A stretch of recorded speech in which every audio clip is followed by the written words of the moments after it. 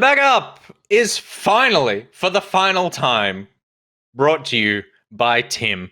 Get your exclamation mark Tims out in the chat. I'm not going to say for the last time, but if he doesn't send us a picture of him drinking pina coladas on a beach, then Gus will Photoshop one, and we'll put that up as well. So for the final time, the Back Podcast is brought to you by Hero Pocketeer, Tim from the Learn Programming Academy. Get your exclamation mark Tims out in the chat, because the Learn Programming Academy offers classes covering the entire range of programming that are easy to watch for all skill levels, and they're almost all $20 or less. Head to lpa.dev/backpocket to download the custom backpocket info guide on everything Tim has to offer for one more day. I'm sure those things are still probably... actually, you know what? That they're probably shutting it all down. They probably bought it out to close it down. It was too powerful. The final Tim. Tim was an OG. He was. Yeah, he absolutely was. Yeah. We'll have to exclamation mark someone else now, because it doesn't feel right to not have an exclamation mark someone. Who will fill the void? So if you want to fill the void and get an exclamation mark of your own, then go to patreon.com/backpocket and sponsor the Back Podcast. All right. So become the code of your genius you didn't always know you were. I mean, at this point, we're just voting in, because it's like when a footballer knows that he's transferring to another team, and it's like, I don't care about this game anymore with you chumps. I'm not even going to try, because one thing we know about sports. I'm going to Britain. They're not professionals. I'm going to Britain. Oh, is that a Ronaldo reference? Yeah. Well done, Peter. Well done. All right, let's jump into the news, because there is a ton. A ton has happened, and most of it happened at Gamescom, which happened at the end of last week. Lots of announcements. Not, I would say, a huge amount of show-stopping monster drops, but some updates on some games, some reveals of some new ones. We'll go through the things that caught our eye and just see how we feel. The first one, which is a pretty big drop, is we are getting a new Saints Row game in February next year, February 25th, to be specific. And Steph, I don't know about you, but I didn't realize this was a Saints Row game until they brought up the word Saints Row, because it seems like quite a bit has changed since the last time we saw the gang. Yeah, and I'm kind of like hopeful that the changes are for the better. I feel like for me, Saints Row, the downside for me was that it always just felt a bit too stupid and like childish, and like I understand the novelty of putting a giant spinning dildo gun in a game, but as a world, I didn't really care about the characters or anything that was happening. So it was a sandbox to do some dumb stuff in, but I didn't really feel compelled to kind of, finish the story or, affect any kind of change in the world. What I will say for it is that Saints Row is kind of like an alternate universe GTA where women are also allowed to be criminals. So that was kind of an upside for it. Well, I mean, the GTA comparisons were always obvious. And I think I felt like it always went the wrong way about being a GTA-like. It saw what GTA did and was like, let's be more juvenile than that. Like that was its identity. It's like let's be GTA juvenile, and GTA is juvenile as it is, but in like, I think in some clever ways, and in other ways it's crass and like bro-y GTA. Yeah. This was just like, this was dumb juvenile, and leaned on things like, let's just put like a bunch of dildos in the world and like make them weapons and stuff like that, and it never quite had the cohesion to a world. The dubstep gun was pretty funny. I will say, I appreciated the dubstep gun. I enjoyed using that. Yeah, but I will say from this, like, it looks like you're right, Nick. I didn't immediately think Saints Row, because I was like, this game has a shitload of style and looks like it's got an identity of its own, which I think Saints Row always struggled to find.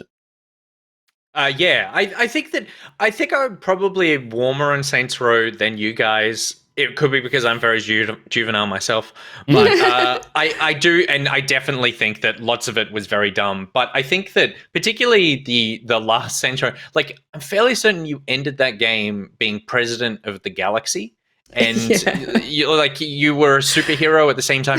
I think that when it took really big swings, like dumb, super like video gamey swings, and I think there was a part of me that appreciated just how silly the thing was, that it really went to that hyper realistic, or not hyper realistic, like hyper fantasy style, just overpowered everything. But I think that it did also get weighed down a bit by the idea that it was pretty juvenile. I think with this, there was a very small taste of some gameplay that just looked like exactly like you would expect. I think that the other thing it seems to do is it's kind of taken Gen Z characters, and Gen Z is kind of defined as more optimistic and wanting to change the world in a good way, even though these people are like criminals, so that it's actually like a tech startup of criminals. Whereas the previous Saints Row games were Gen X, and they were sort of like sarcastic and disenfranchised and disaffected. And I think a big part of what will make this game successful in my eyes is if it can flesh out those characters and make them cool and interesting. Because I never really cared about the previous characters in any of the Saint Row games. I felt like they were just there to just be dickheads who were kind of running around and doing dumb stuff, and I didn't really care about their relationships with each other or anything like that. So I think I saw someone in the chat say that they look super boring and generic, which I have to say I disagree. I think all these characters look quite different and cool, and I'm interested in them just from the little snippets that we've seen of them here. So if they can kind of nail them as a group of people who have meaningful interactions with each other in a very crazy, adventurous landscape, then I think I'll have a lot more fun with this game, because I'll care about them and what happens to them. Yeah. I think part of the thing, because I did think they looked a little generic when I first saw them. I think what it is, but when you look at them more, is that even though the style there's a sort of slightly cartoony edge, all four characters, aside from the fact that they're all fucking gorgeous and appear to have incredible bodies, just every single one of them. Like that guy on the motorbike is just ripped. They also look like real people. And I think that a lot of the time, like I'm thinking, what's that game? What's that shooter that got announced at E3 coming from Arcane? Halo. It's Halo. The four-person, the vampire one. The vampire one. The vampire one. Yeah. Red Dawn. Redfall. So Redfall, I think, has the same feeling, but the characters are sort of hyper-realistic, and hyper-realistic gives you some style. Like everyone's got slightly weird proportions and crazy hair and that sort of thing, whereas these people actually look like cartoon versions of real people. And so from that respect, I'm like, oh no, there's like a bit of a varied cast here. So yeah, I'm interested to see. They got to back it up with some good gameplay and hopefully some interesting characters. But yeah, I'm ready for a new Saints Row. I'm totally ready. And we don't need to wait long. February? My goodness. It's Feb next year, yeah. Very cool. Please. I mean, I say this every single time this happens, but continue releasing games like this where it's just like maximum 6 months wait. I would appreciate that. Totally. Don't need to wait too long as well for Forza Horizon 5. There was some more gameplay dropped around this one. They gave some new tidbits of information, but the big gameplay piece was the first sort of like 8 minutes opening Forza scene, which I feel like is just it's always riding that line between hey, we're a car game, but also the cars are superheroes, and everyone is a really upbeat, in this case, Mexican person making quips about the fact that you nearly died. It's one Vin Diesel away from being a Fast and Furious story. Really, totally. I liked all the. Sorry. No, go.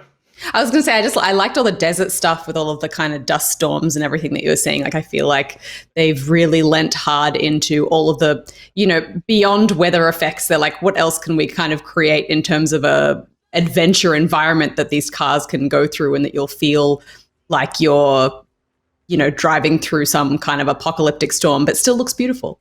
Mm-hmm. And is it all Mexico, or is it broadly South America? I believe it's all Mexico. Yeah.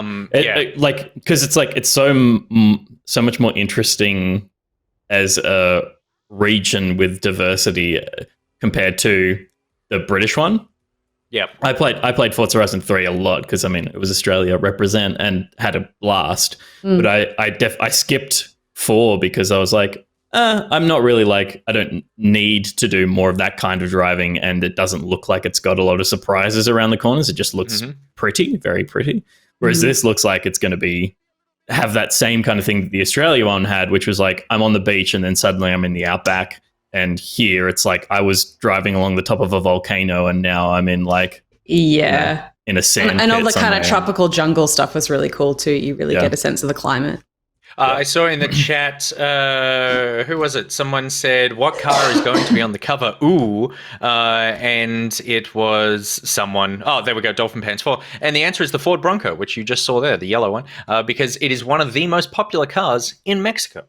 Wildly popular in Mexico, the Ford Bronco. So that's going to be on the cover of the game. Also saw they dropped a couple of tidbits about the gameplay. They've took some lessons from Forza 4 where they found that sometimes people hit a point where they didn't really know how to progress. So apparently the progression system will be much clearer in this game, but there is the ability to really skip things as well. If you only want to go around and do stunts and stuff, then you can go around and just kind of do that stuff and still work your way through the game. And the other thing is that there's a new difficulty level, which they're calling the Tourist, which is basically drive around and do cool things, but not, I don't know if it's, you don't have to participate in races, or when you do, it's like the results don't matter, or you just will definitely win. But regardless, so that you get access to everything, and you don't feel like you're.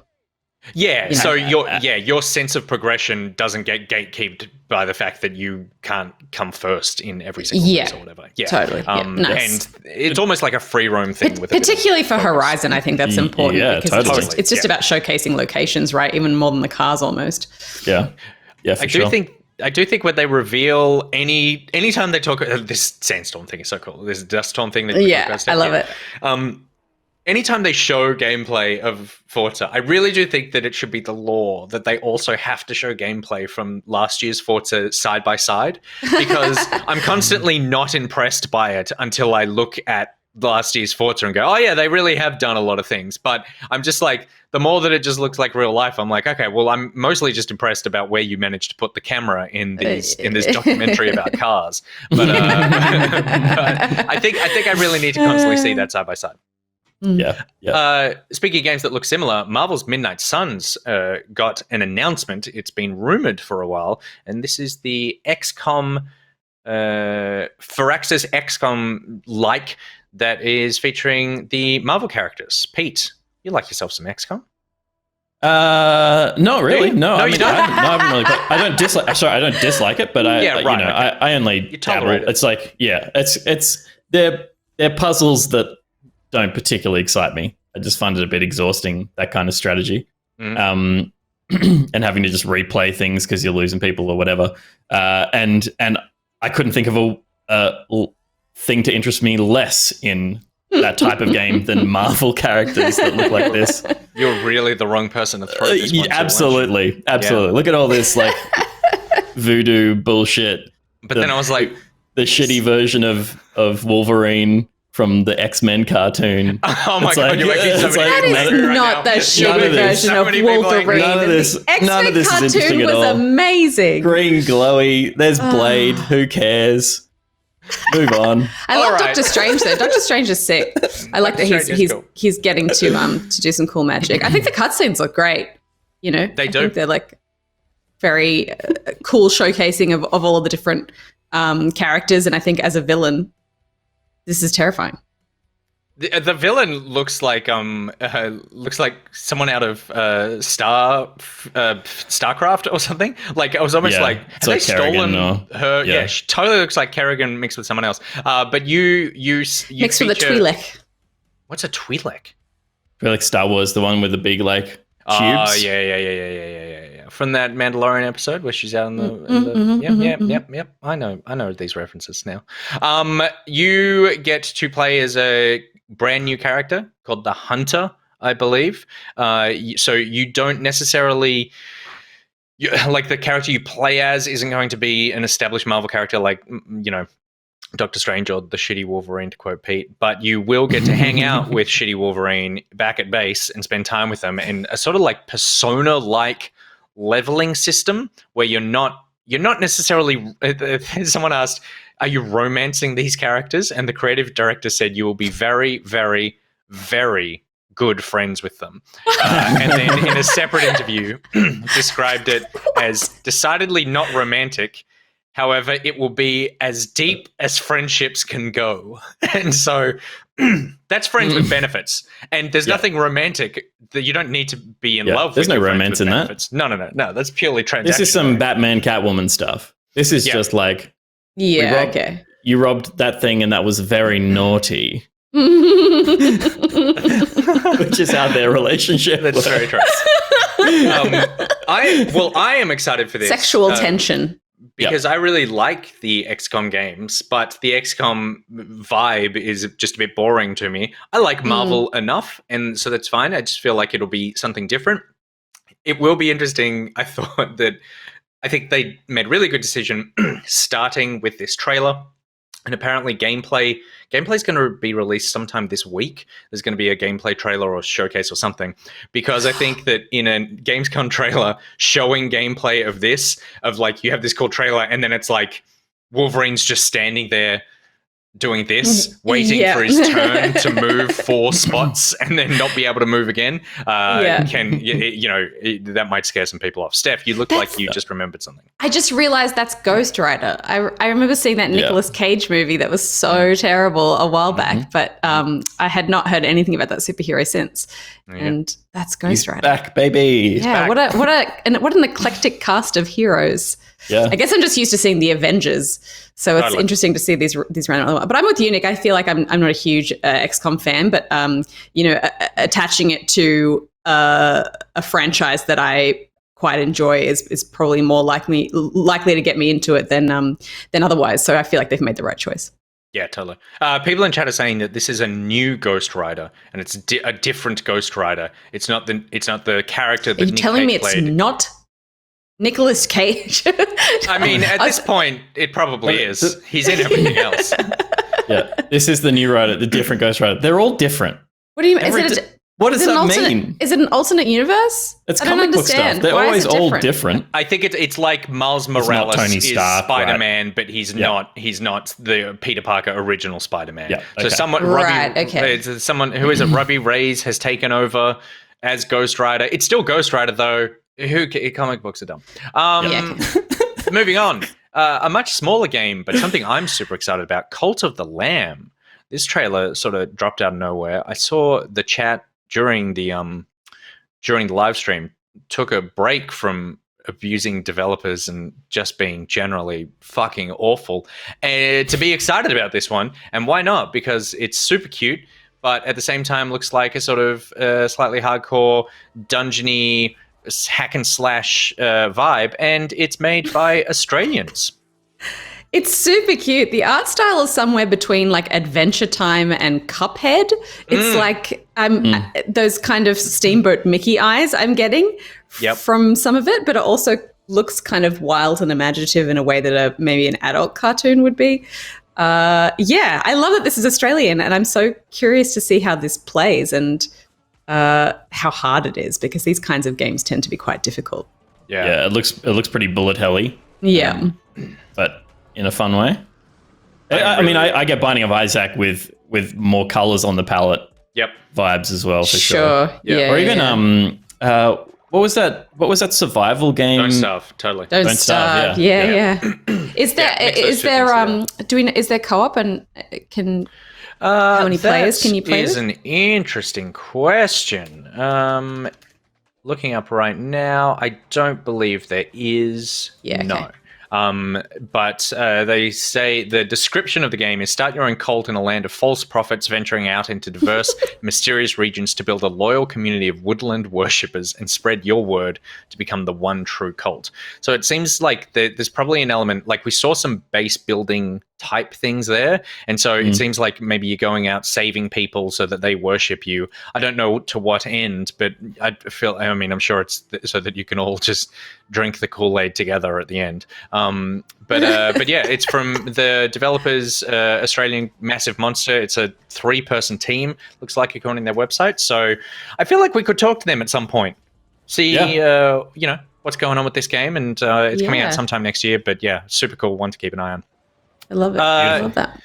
Something else that interrupted the stream was now, I want to preface, I know what they were doing with this, but they interrupted the stream to announce the Xbox game of 2021, and they also interrupted to announce the PlayStation game of 2021, and they probably did a PC one as well.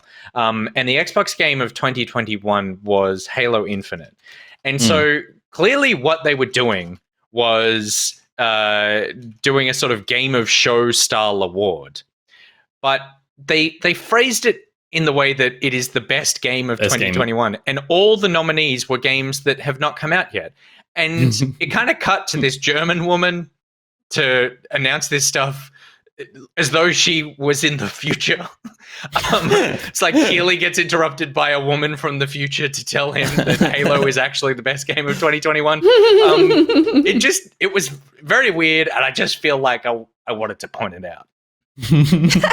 I didn't watch live, so I missed all that. I've kind of just watched the trailers, but that's amazing. I saw tweets go out, and I was like, "What? Like, release your game? Yeah. Totally. What are you talking about?"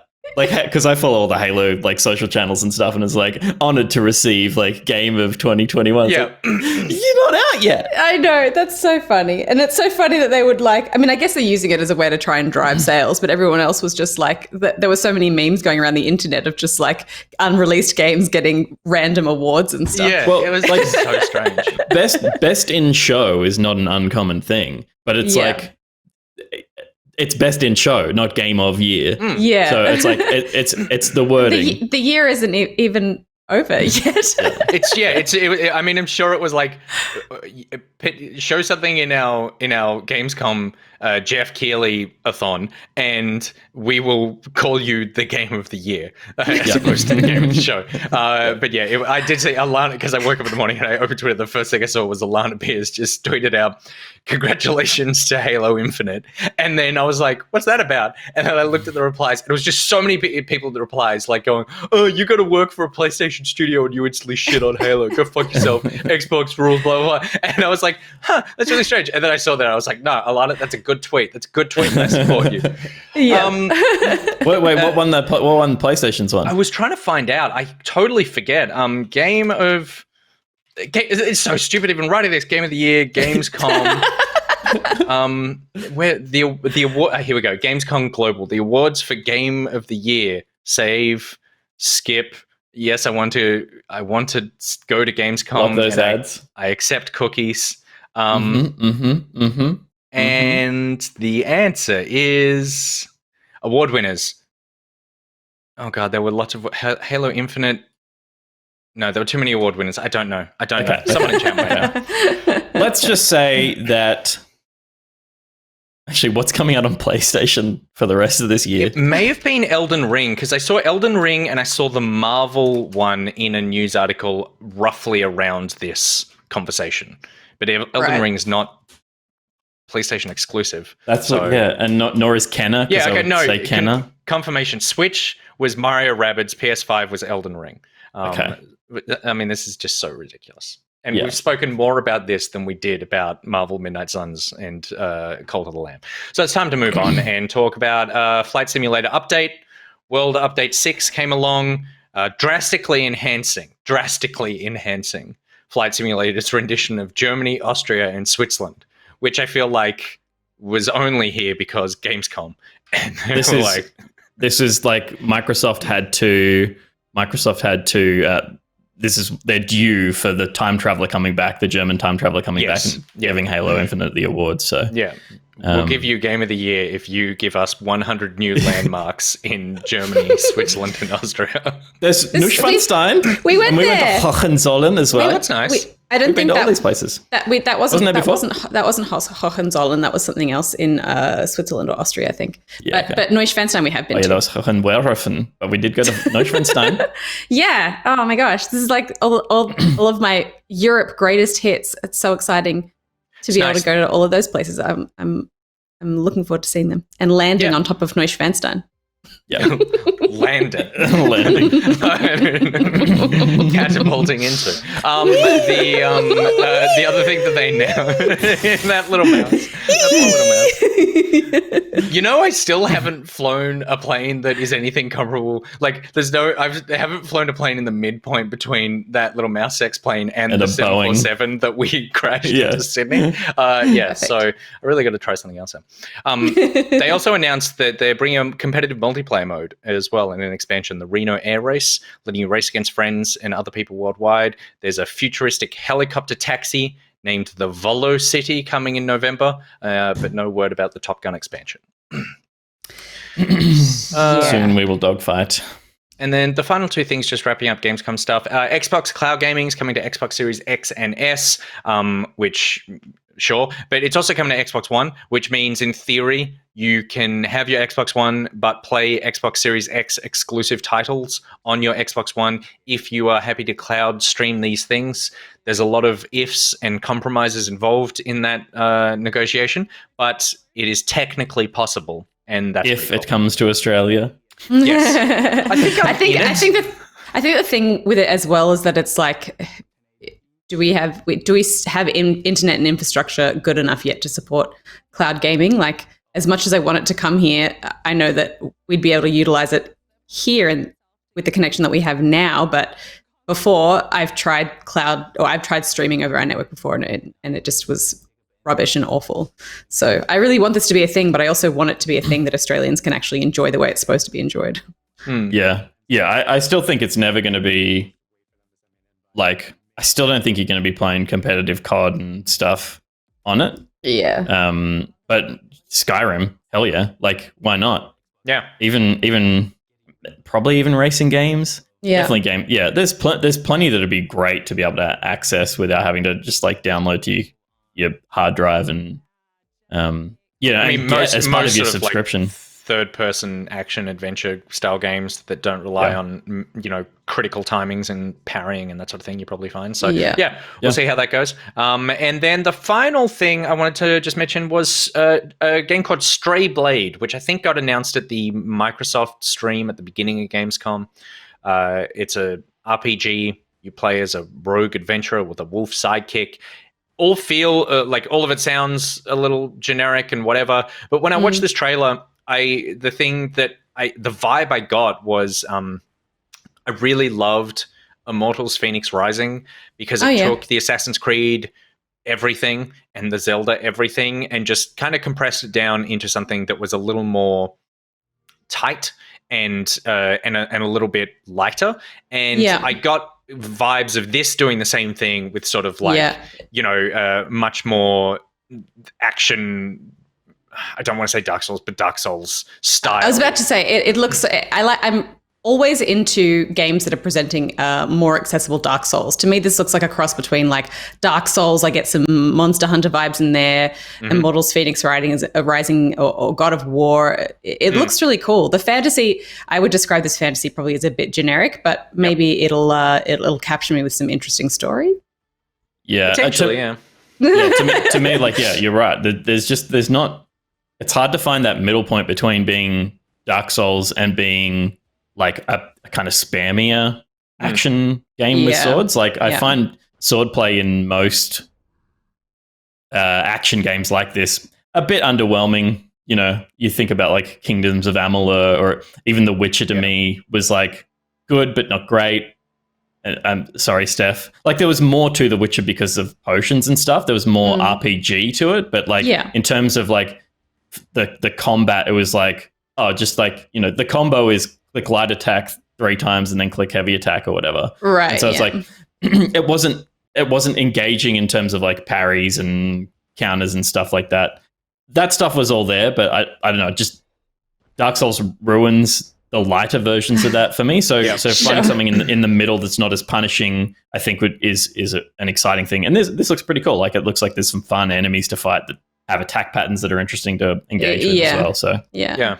And I really am looking for that next Immortals thing. I think Immortals was really special and kind of like underrated by a lot of people as just taking all the things you love from those games and just making it a little more accessible. I hope they make the sort of environments They all it looks like we're seeing a lot of the same thing here, kind of fantasy foresty stuff. But I hope we get some like snow and some deserty stuff, because otherwise it'll all kind of feel a bit samey, I think. And I think as well, there's a flaw with the trailer. Is like every shot in this trailer where you're fighting up against something massive next to you. Like there's a rock or a tree or a wall, that's and they're true. kind of constantly framing the camera so that thing is in focus Can't as see the much as you. expanse. Yeah, so you don't get a sense of scale from the world at all. Yeah, it's like I captured the footage for this thing. It's like, I'm just going to start the fight over here and hope that it all goes okay. So those were the sort of bigger things that came out of the Xbox Gamescom live stream. What we didn't get was a look at the Halo Infinite campaign, Pete. And on top of that, we'll also not be receiving with the Halo Infinite gameplay at launch co-op or the Forge. How do you feel about this? It's disappointing. I don't think it will affect how I play the game, because I always want to play through it once by myself before the chaos of co-op, the campaign that is, and then I'll spend most of my time in like multiplayer PvP anyway. But the co-op campaign is like such an integral part of the Halo campaign experience. And I think it's disappointing for people who are going to be new to Halo, people who only play Halo for the campaign when they release, because that's like the big thing. Like it's a really social, and like they're so beautifully built for co-op. Yeah. So that's the biggest disappointment. There's also like the missing Forge is like, that's whatever. Like Forge will come later, and like people will build awful maps that suddenly end up in the rotation. Okay. Like Forge maps have always sucked in my opinion, but I'm sure the new Forge will be good, and the theater mode is a fun thing to use as well. Like it'll, it's a big part of where Halo's success has come from is machinima, right? Like Red versus Blue with Halo 1 and then 2, and then finally in 3 we got Forge and theater modes and stuff. So, there's all these features to this game. It's a huge package.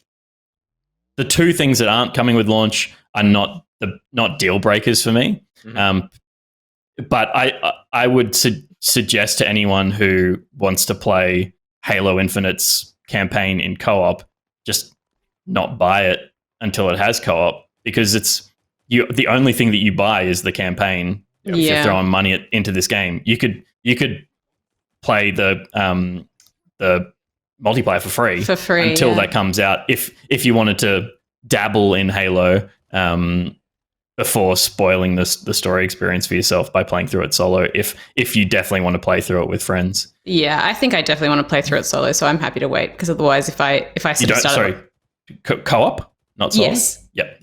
Co-op, yeah. So I feel like if I started the campaign by myself, I would potentially lose interest in it by the time co-op came around. So it's kind of a bummer, because I like being, in a game when people are talking about it and stuff, and it feels like it'll be a kind of missed boat in this situation of a lot of people are just keen to play the campaign as quickly as possible. But that'll definitely be part of it. I think there'll definitely be a conversation about how Halo has reinvented its campaign and if it works at all. Yeah, okay.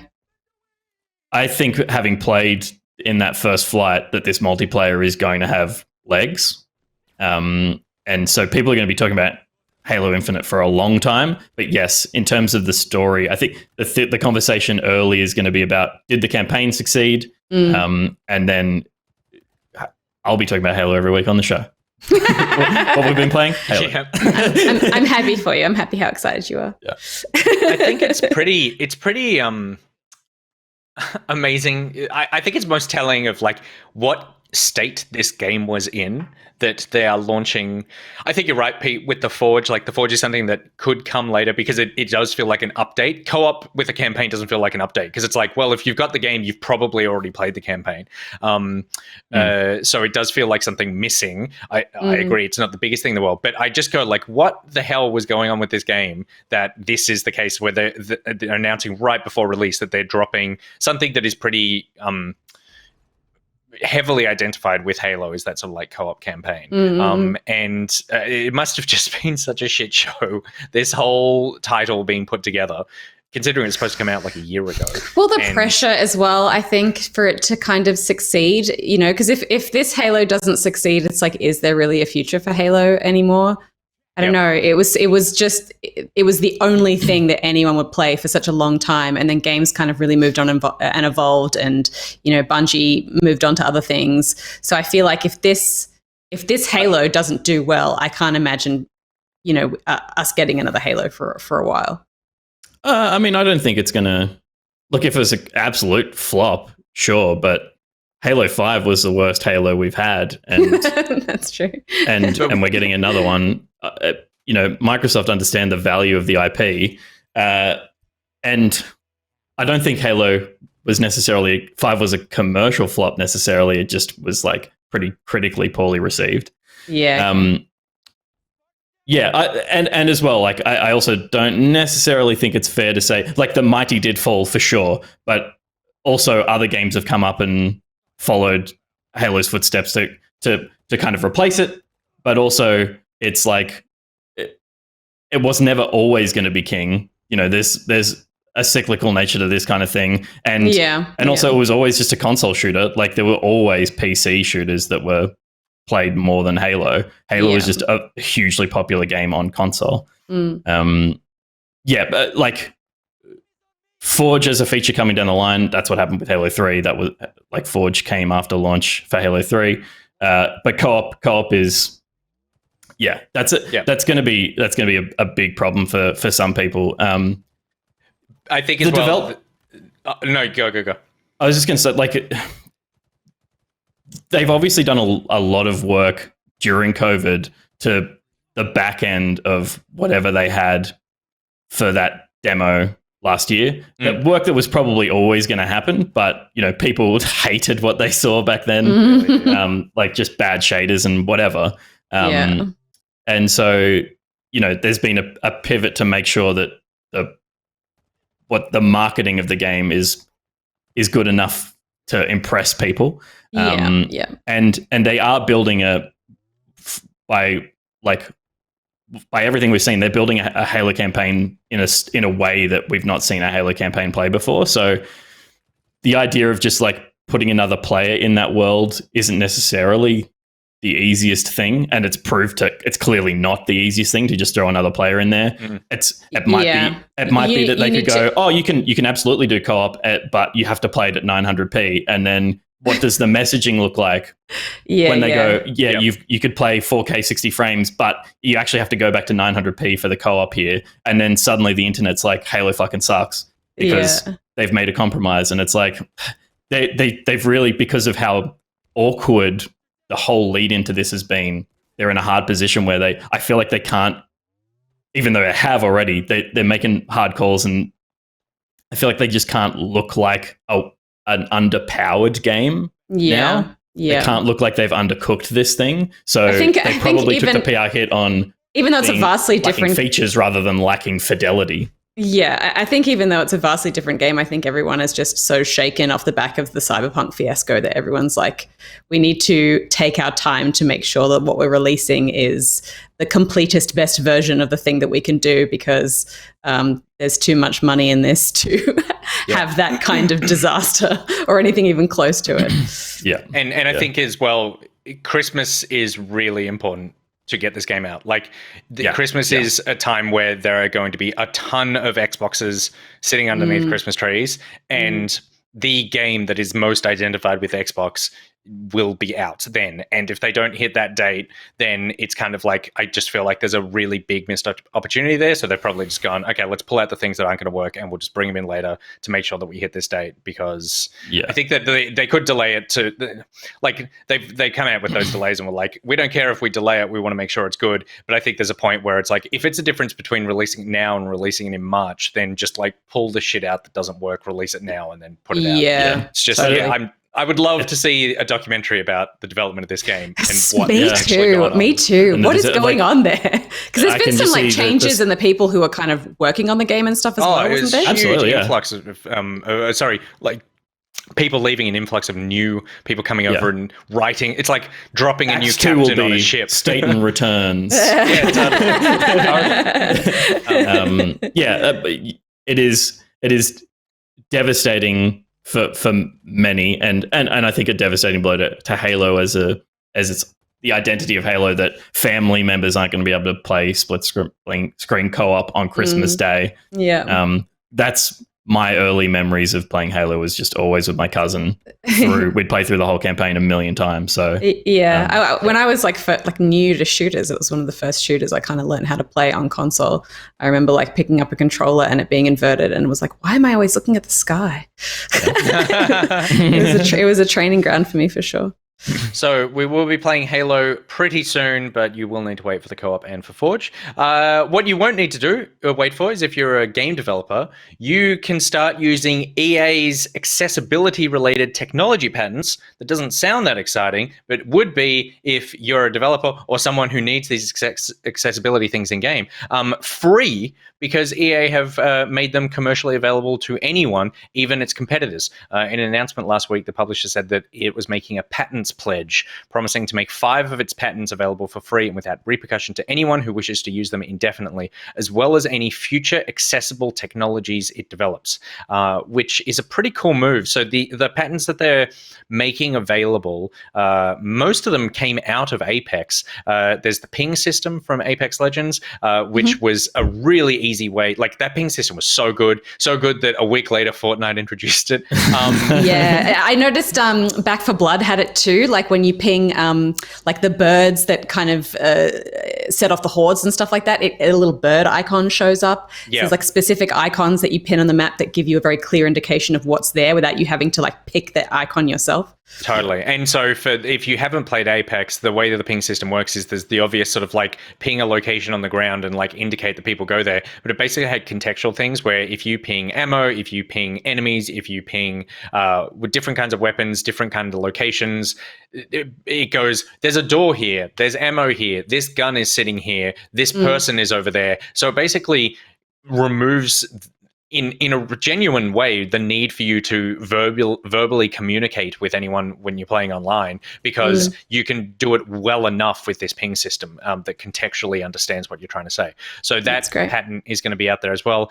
There's one for vision accessibility and includes tech that detects and modifies colors, brightness, and contrast in a game to improve object visibility, which is currently being used in Madden and FIFA. And so there's the 3 more patents that are built around those. And then the 5th patent is something that's not currently being used in any EA games, but it's related to personalized sound technology to assist players with hearing issues. With it, players can create or modify music based on their hearing preferences. And in addition to those, EA is also open sourcing code for color blindness, brightness, and contrast accessibility in digital content.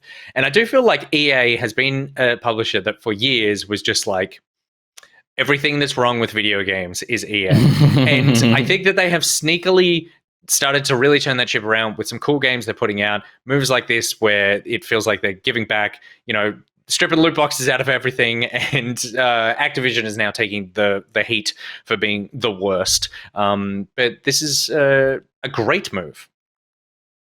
Yeah, absolutely. I mean, this system is a brilliant system for everyone. It's just things that make games more intuitive to anyone are really, really valuable. And while Back 4 Blood, yes, has like a contextual ping, there's nothing like what they built in Apex. It's perfect.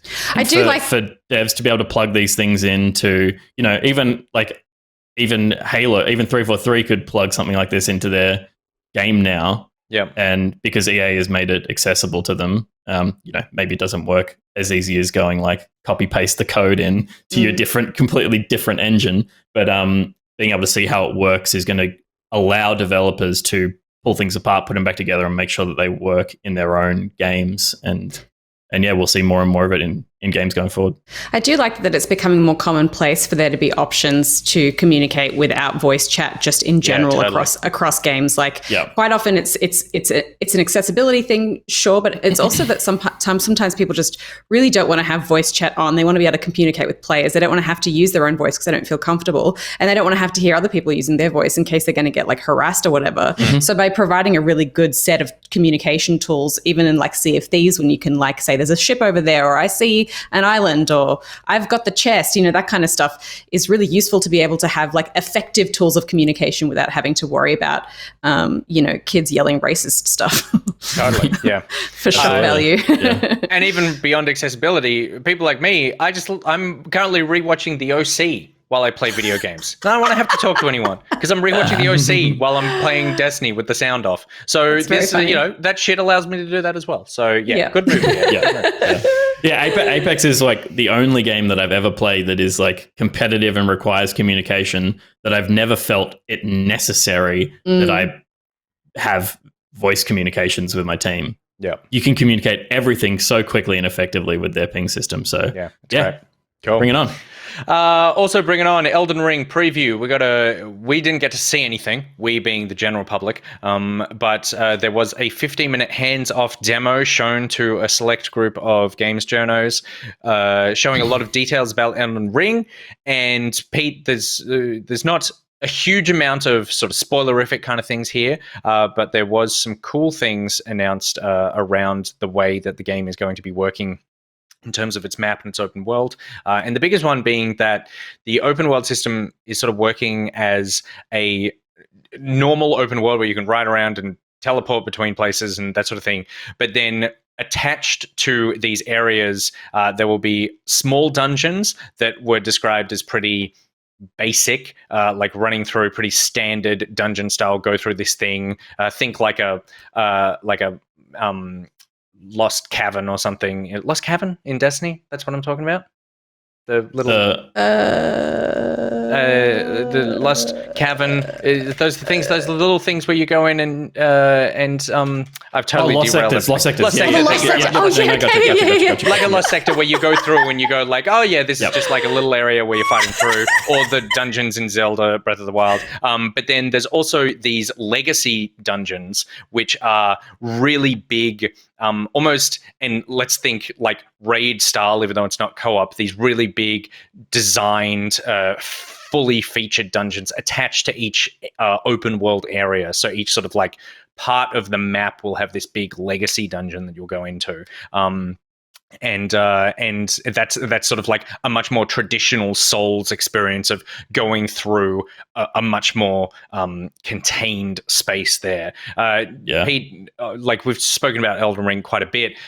Do you like this balance of like open world main map and then being able to go off and do these big dungeon style areas? Yeah, I think it's I've always loved even Dark Souls 2, which isn't perfectly connected, but I've always loved the kind of like the tapestry of how they interweave all these little areas and you suddenly find yourself back in somewhere familiar, and I've always really liked that. I think we'll lose a bit of that here, but in place we have effectively Ocarina of Time. Mm-hmm. We've got big open area and you go into the water temple and you go into you go into, let's be realistic, the Blighttown temple of Elden Ring, which is just going to be a disaster. They did confirm that there is a swamp area as well, which is just like, come on, guys, come on. Like, learn your fucking lesson every single game. Every game. No one likes it. I mean, no one likes it. You like saying you got through it. No, that's the rest of the game. I like saying I got through it. That part's always just an absolute kick in the areas that are most sensitive on my body. So yeah, like I think it's nice to have a different kind of direction for this. So yes, I'm excited to play a Soulsy game with a different setting. I do think it's interesting, like, even from Dark Souls 1, you could go left at the start and you would survive for 30 seconds. Yeah. Instead of going up and to the right, if you went left, you're in trouble. You're going the wrong way. I remember going left over and over again. Here you start, like, the implication of this preview, maybe it was just the preview, but it kind of like throws you out into the open world pretty quickly, and you then can go wherever you want. I think you'll hit enemy wall areas where you're like, this is obviously too difficult for me, like that. But that could be really frustrating for people if they go 2 or 3 directions at the start and they're not being handheld enough, or they're not being visually guided enough, because Dark Souls never held your hand, but it was like, if you go this way and you fail, you already saw what the other path could be. Yeah. Whereas here, with a big open world, they're going to have a harder time doing some of that kind of visual guiding, like classic game design stuff. So it'll be interesting to see how they react to that in a more open space. How do they guide you to the area that you should be going? Yeah, and speaking of guiding, there is going to be a map for the first time in a Souls game. It's going to be less like a sort of Ubisoft icon-y map, and more like a piece of parchment that you collect bits around the world and you sort of put your map together, and then it just has landmarks and stuff that you sort of semi-navigate your world through, but you can ping things on the map and an icon will appear in the world of like, this is the area that I want to go over here. Which is good. I'm very curious as to how I think that the specialty of Dark Souls is the level design. That's the thing that I love so much about the Souls games is working your way through a maze that is designed to test you, designed to there's a reason that this corner is here, there's a reason there's an enemy behind this thing at that corner, and when you learn that, then you're learning that puzzle. With open world gameplay design, you're kind of just approaching anything at any angle in any way at any time.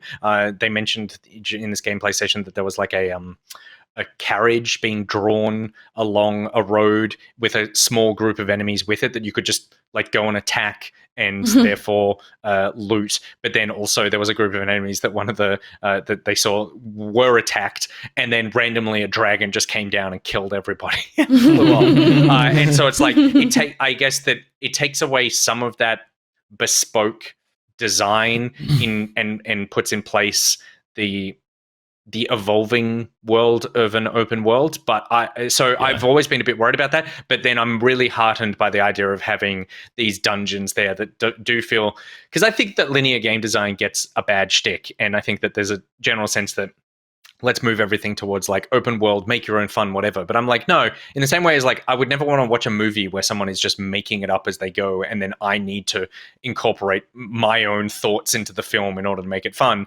I like playing through a crafted experience. So it sounds like we could potentially get the best of both worlds with this. Yeah, which is why I think they need to position it more in line with an Ocarina of Time than a Breath of the Wild. Yeah. This isn't a sandbox. This is a directed experience in nodes around an open area. That horse jump getting you in the game, Steph? I would say, ludicrous, isn't it? Would we call it a horse? I'd say it's a goat, a mountain goat. You like that goat jump?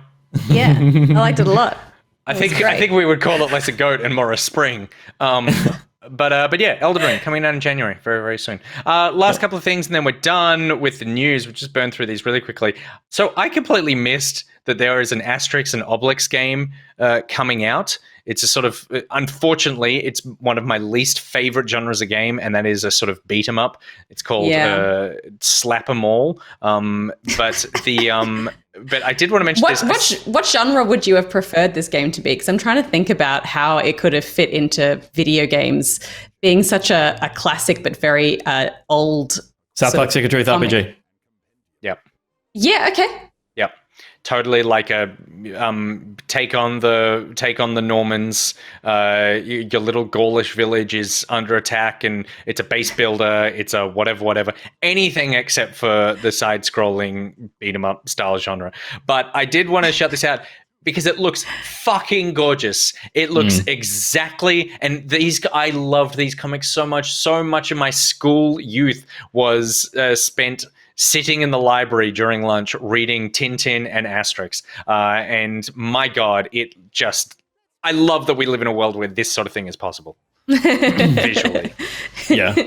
Having just played the Space Jam thing that felt like a very like marketing campaign version of this kind of game. Like, it just was a little bit too shallow to be interesting and too quick.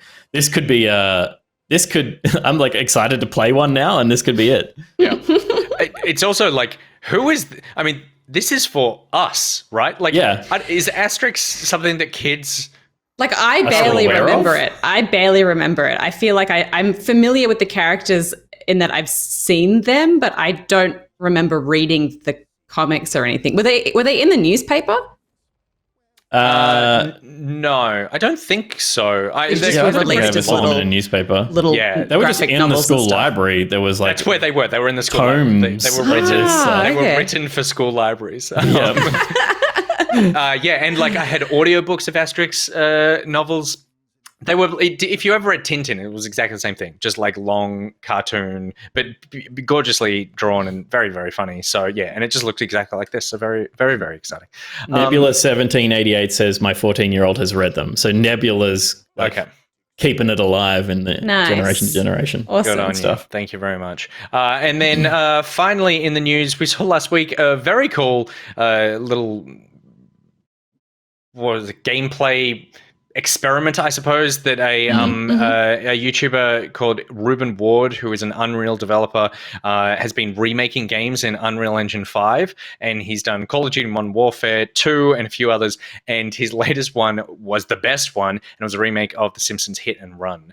And Steph, do you have an affinity for this game in the same way that I do?